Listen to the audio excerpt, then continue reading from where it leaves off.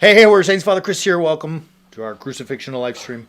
Glad to have you beautiful people with us. Have you ever met that person, or maybe you are that person, who says that you're going to do something by such and such a time, or commits to going to an event on such and such a date, and then they actually don't do it, don't follow through, don't actually complete the task that they say that they will? For me, when that happens, it is so irritating. It is so frustrating. It makes me want to wring that person's neck because, look, I put my time into it.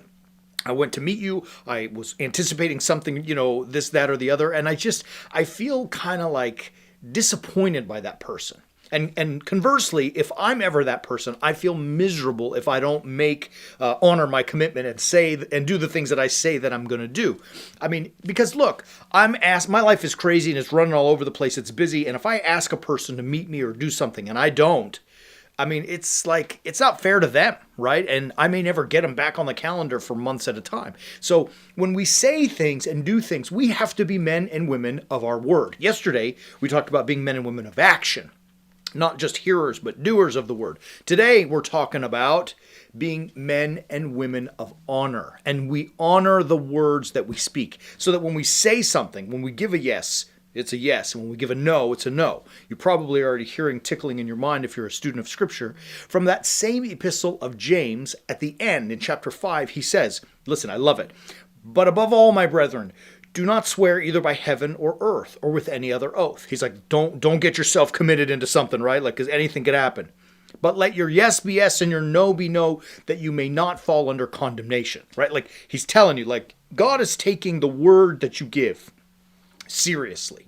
He's going to hold you to it, especially when it comes to your position as a child or a servant of God, right? So if you're going to do the business and be a Christian, a warrior saint, man, you have got to step up and do it. Now, if you say it, if you commit to it, you put it in your calendar, you etch it in your brain, you tie a yellow ribbon around your finger, I don't care what you do, but if you say yes, make that yes real. If you say no, make that no real.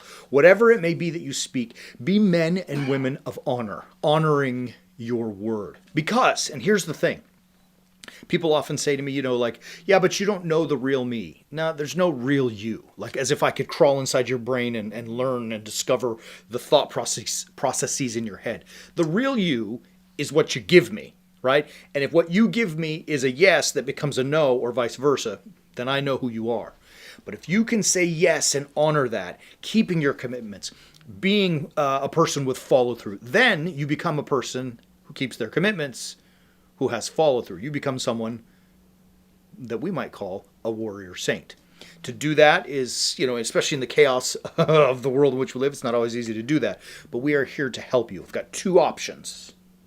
One of them is behind me. I wrote a book. I'm very proud of it. It's probably not the best book ever. I mean, I think it is, but I'm trying to be humble. But it's fun, and it's an easy read, and it offers us some great insight from Scripture, from God himself, on how to deal with all of these, the challenges to make our yeses and nos matter.